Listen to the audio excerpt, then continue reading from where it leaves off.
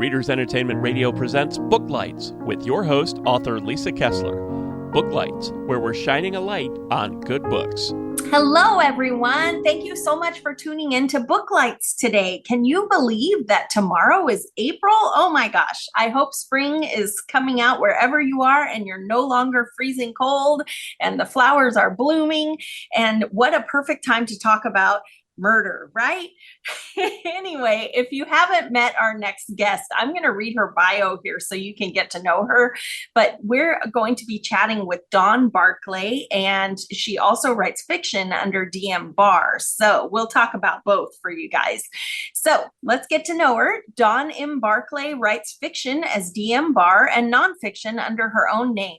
A veteran travel reporter who has held senior editor or contributing editor positions at Travel Agent Magazine, Travel Life, Travel Market Report, and most recently, Insider Travel Report.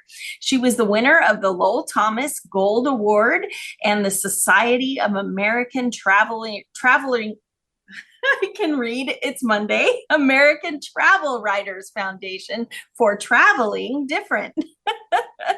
She also wrote Traveling Different Vacation Strategies for Parents of the Anxious, the Inflexible, and the Neurodiverse, which looks like a fantastic book.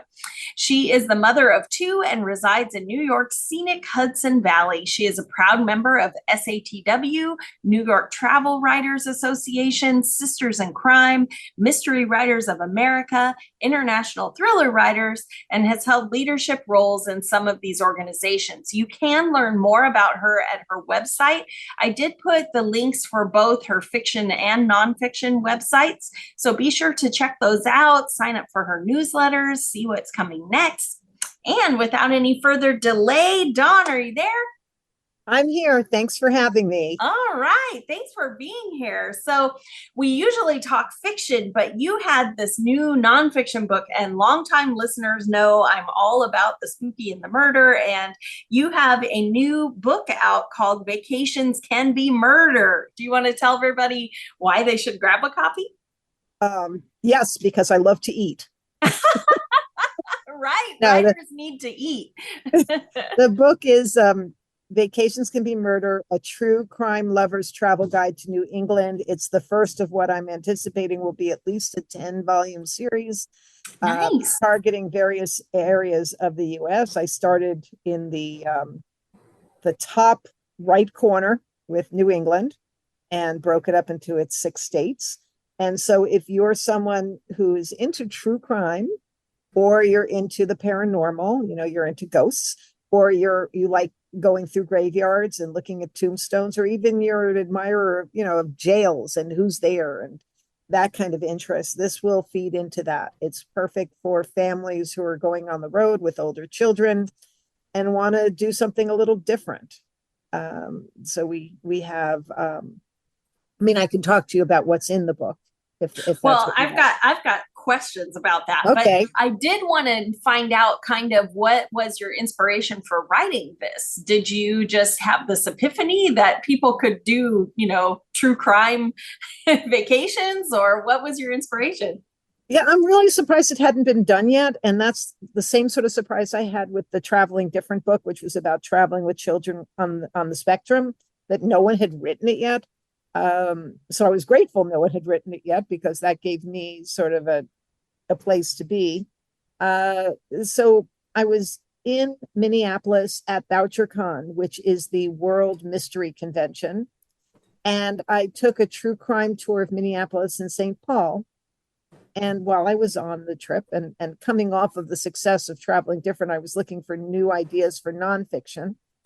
And I started wondering whether anybody had written a book that listed all the true crime tours around the world, or at least in this country. And that sort of was the seed that from which grew this idea, because then, okay, if they're taking a true crime tour, they probably want to know what crimes happen in the state, especially if you're sort of a novice. It's either a primer for people who are new to true crime or a reminder for people who know about it. And because I can only list short snippets of each crime I list where to read for more information, what books you can turn to. And so if you're there for true crime tours, you probably want to stay at a hotel that has a crime or justice element to it. Of course. If the state doesn't have those, perhaps you want to stay in a haunted hotel or go to a haunted restaurant because, if souls are not at rest, perhaps murder was involved. And True. while you're in town, you may want to go to a museum that has something to do with crime or punishment. So I've got police museums and I've got anything to do with crime or justice. And then maybe you want to see where the people were buried. So I list all the grave sites and I list where the jails are. And I talk about the crime rates in each state. And then I bring everything together into easy to follow itineraries. And that's really the heart of the book, because I'm telling you exactly where those crimes occurred, except in the case of private homes, where I'm only giving you the block, like the 100 block of Main Street, because I don't want you standing outside gawking. You could find those addresses if you wanted to that badly, but I don't want to be the one who gives them to you. Exactly. Right. And, right. Yeah. So I think that's really the heart of the book, because I'm telling you exactly where to go to experience what happened. And then at the end of each chapter, I include victim resources. If God forbid you're a victim of a crime, here are the places you can go for help. Oh, I love that. I love that. When you were coming up with these and doing your research, were there, what was your biggest surprise when you were doing it? Honestly, it was how many different newspapers had different accounts of the same crime, where they couldn't agree they didn't agree on the spelling of names. They didn't agree on the ages of victims or of assailants.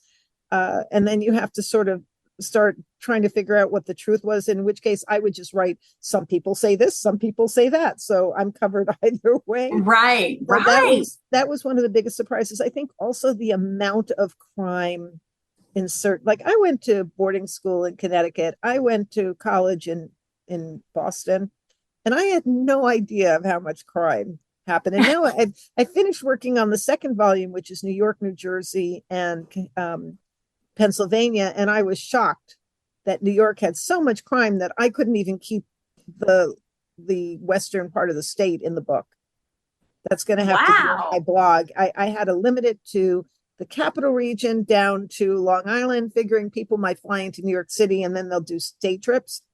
Right. But yeah, there was so much crime that it was 30,000 words just for New York. I had to throw out 2 or 3 states from that volume and make a separate volume for anything else, because there was so much crime there. And that book comes out in August. But I also didn't realize how much cannibalism there was in New York.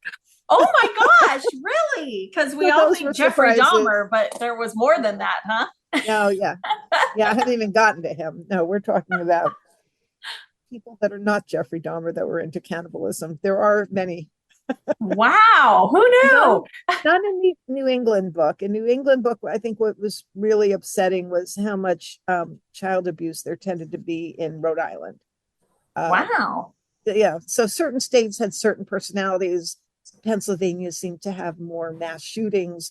Rhode Island, I kept running into children that were hurt or murdered.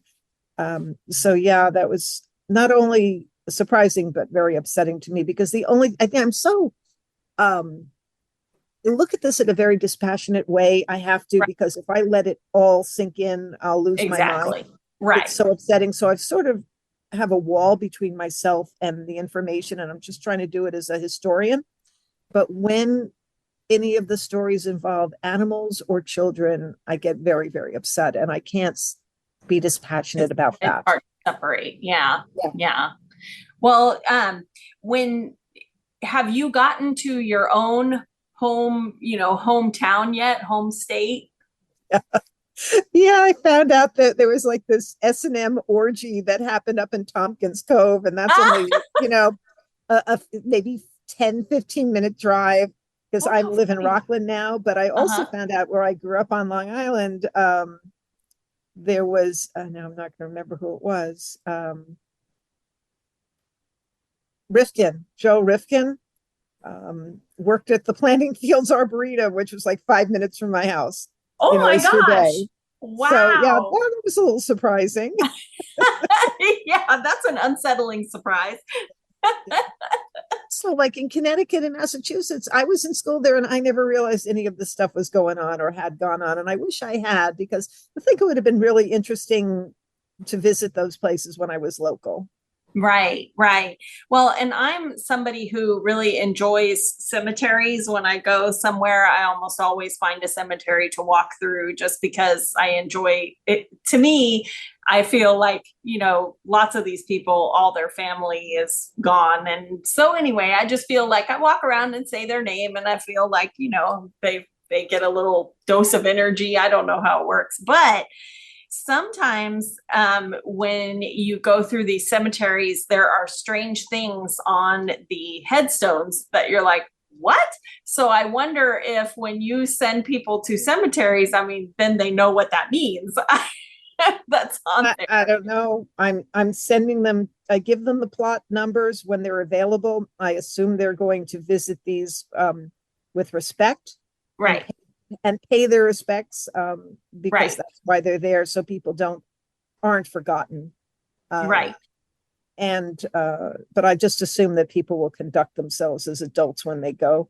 And I Yeah. think cemeteries are really interesting too. And I've included some plots of authors as well who might have written Oh, about nice. time. So yeah.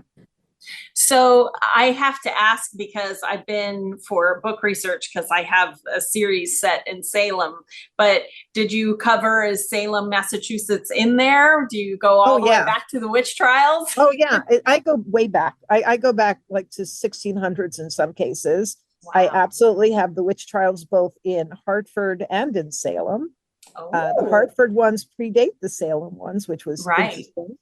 And absolutely include like the Wax Museum and the dungeon and everything else in Salem and all the haunted hotels in Salem. And, also Lizzie Borden in Fall River. And you can stay at her home and you can buy all the tchotchkes and take the tours. So that's all there too. I didn't know you could stay in her home. What? Yep. You can stay in and you know whose room you're staying in. And there are tours of the whole house and of the graveyard. Yeah, you can absolutely do that. Oh my gosh. So when you're writing these, I don't know if you're a true crime buff, but do you feel like you write these itineraries and you go, oh, I know where I'm going on my next trip? I absolutely, when I'm in town, like I went to the Eastern State Penitentiary when I was in Pennsylvania, when I was in Philly, and I thought that was really interesting. And I'd already been to the Mutter Museum, which doesn't really fall into the category of anything here, but I loved it, so I put it in. Because I think if you're into the macabre, you probably want to see what's on display there. Right. There are some tours I really want to take that usually are private and are led by ex-police, and you go in the back of their car and they drive you around and talk about it. I absolutely want to do that both in New York and in Boston. I've written about those. I haven't been to a lot of the places yet that I'm writing about, but wherever I go, like I'm going to be going down to Florida and we're driving down and I hope to visit some spots on the way. And I won't have actually written all of that book yet, so there will be spots to put in, but I'm thinking as I go, I will write them up in my blog. And I also invite listeners and readers to contact me if you do true crime travel, because I'll profile you in the blog and talk to you and interview what you found interesting. Oh, that's cool. That's cool.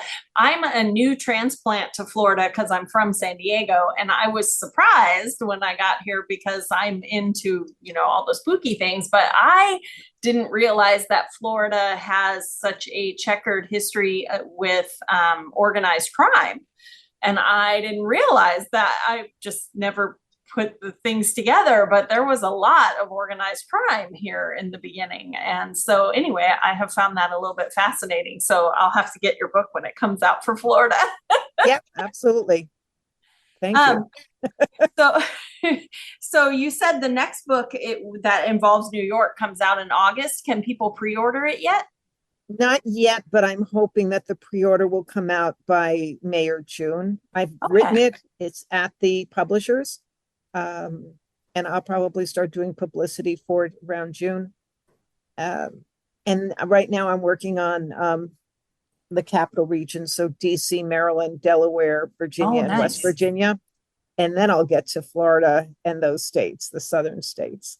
Oh, nice. Yeah, this Nice. is a multi-year project. Yeah, for sure. What a big project you took on. But it Yeah. sounds like it's, given that you also write romantic suspense and mysteries and things, it must be Yeah. right sort of in your wheelhouse with the travel. But what I'm hoping is that, like, I just wrote a short story that's going to go into a crime anthology, and it incorporates some of the things I've been learning about true crime.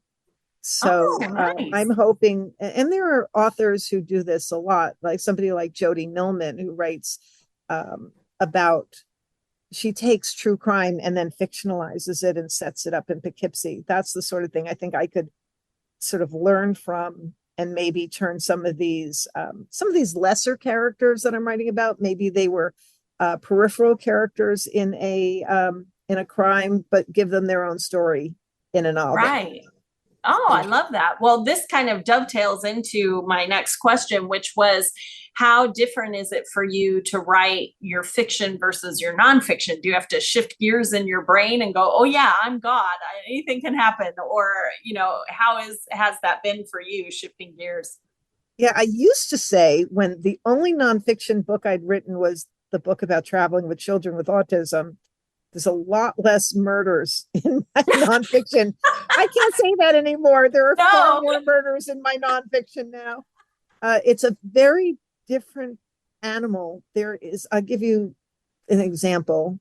The bibliography for the first Vacations Can Be Murder is 40 pages long. I think there's over 500 items.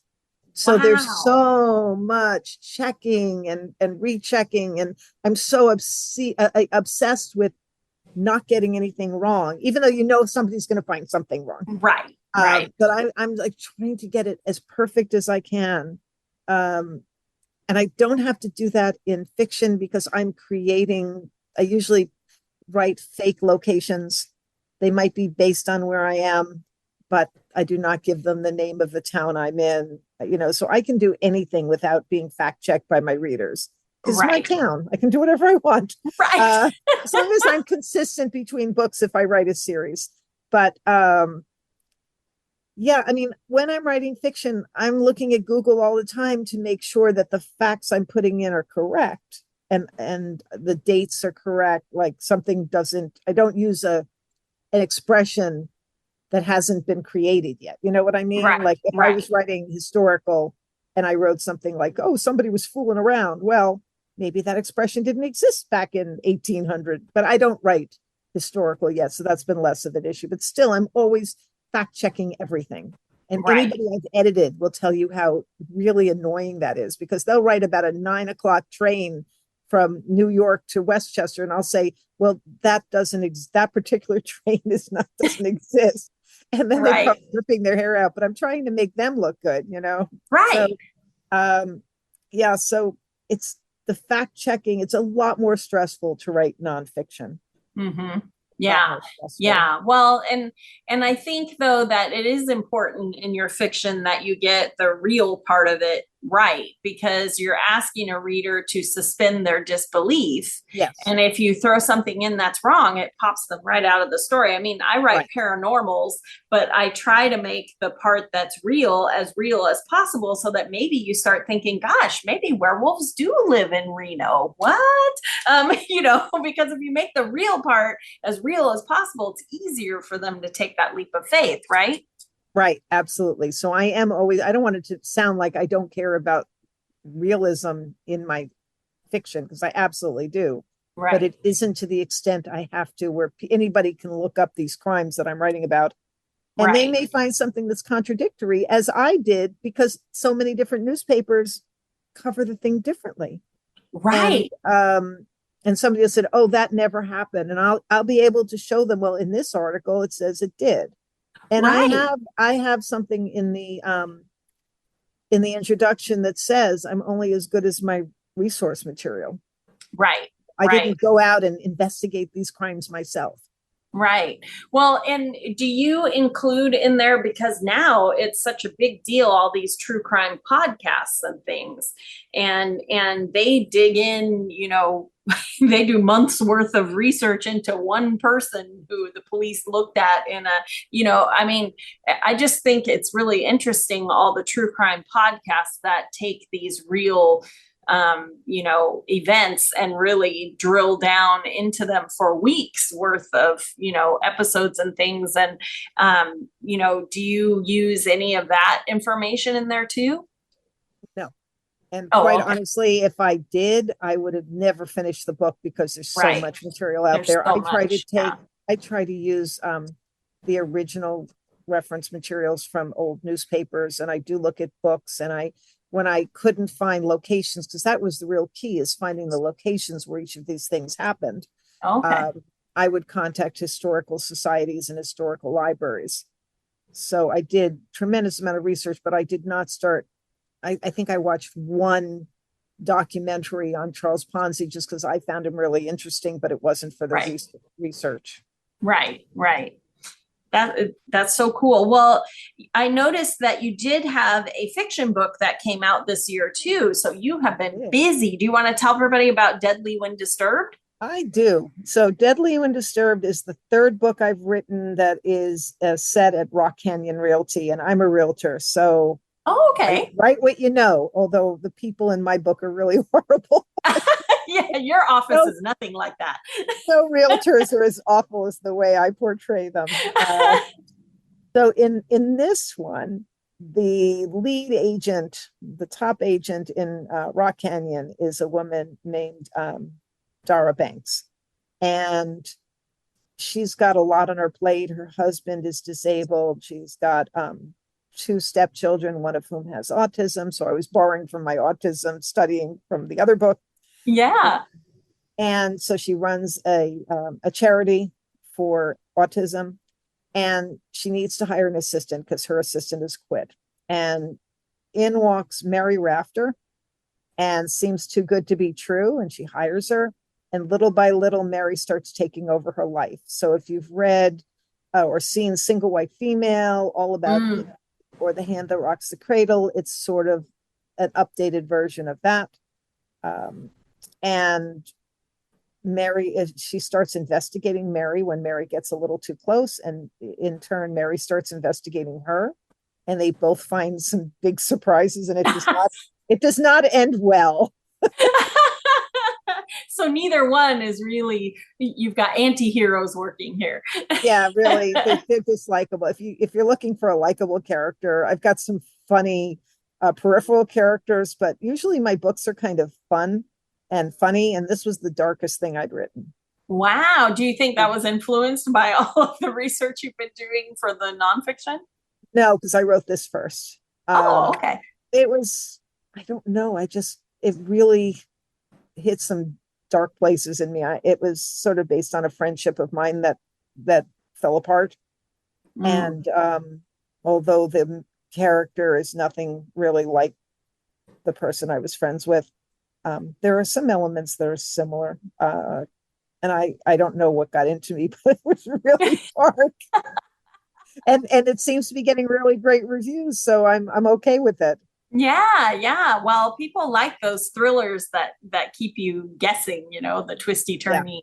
Yeah. I have nobody guesses my endings. That was true. Nice. That was true in the first one, Expired Listings. Everybody said never saw the ending coming, never thought I knew who the killer was. And I think that's pretty much true in this one. Everybody's saying jaw-dropping ending, which makes me feel great. Yay! Oh, that's wonderful. Well, before we run out of time, our listeners are always really curious about how you became a published author. And it sounds like you were into travel and you're doing realty. But I mean, how did it start for you? How did you become a published author? I've been writing for a very long time. I was a magazine writer, and I wrote about the business of travel for many years on and off. And I did a lot of corporate communications work. I wanted to write the autism book back in like 2000, and I didn't know who to interview. And I kind of put it on the back burner. And I got to the point maybe around 2013 where I really wanted to write a book about how dangerous it was to be a realtor. And so I started it, and it didn't really know what it wanted to be when it grew up, because it was many things. it was funny, it was kinky, it was a psychological thriller. And I became friends with a very well-known author who was kind enough to send my work to his editor. I mean, he asked for it. I didn't offer. And the editor liked it, and that sort of encouraged me to keep writing. And the result was expired listings. And then I found that was not the only book I had in me. Yeah. So I kept writing. And every book has a piece of me in it. I mean, the second book it's now called Murder Worth the Wait, and it's about body positivity and fat shaming and yo-yo dieting and things like that. But it's also a murder mystery and romantic suspense, I guess, more. And then each book from that, because I'm right now working on my 15th book. Now, some of those are crime fiction anthologies that I'm editing that may or may not have one of my stories in them, but my name's on the cover, so I treat it as my book. So yeah, that's just one more thing I'm doing right now. Yeah, you're very busy, because I also noticed that you do ghostwriting too. Do you want to tell people a little bit about that adventure? They can talk to you about family stories and hire you to write them? Yes. I was really more like personal historian, and that either can be for a corporation or for an individual. If you want to commemorate somebody in your family that's older and you want to, keep those memories and save their memories in a place for generations to come, I'll interview you either via Zoom or in person. And over the course of several interviews, we will put something together. I think that the fact that I'm a fiction writer helps add some zing to what might have been just a bland narrative. Right. I know how to encapsulate it so it captures people's attention. I won't ghostwrite fiction. I only ghostwrite nonfiction. Mm-hmm. And it is something I'm working on. It's not obviously the biggest part of what I do right now, but it's something I'd like to grow. Yeah, I think that's really cool. What if somebody came to you with a relative who had passed? Would they give you like their letters? Is that something that you do? They could give me that. I would probably interview everybody around them. Who knew them, friends, family, and put something together. It's harder, but it absolutely can be done. That's cool. Oh my gosh. Well, when somebody is excited after they read your book, how can they get in touch with you? Do you have a newsletter, just your website? Are you on social media? How can they reach out? Yeah, I'm my newsletter is on Substack, and it's Bar Sinister with 2 R's. So barsinister.substack.com. My fiction's at dmbar.com. And I have got a new website called vacationscanbemurder.com. Fun. So they can get a hold of me that way. And again, if people want to tell me about their adventures in travel, for crime travel, I would love to talk to them about that, and I will write them up in the blog.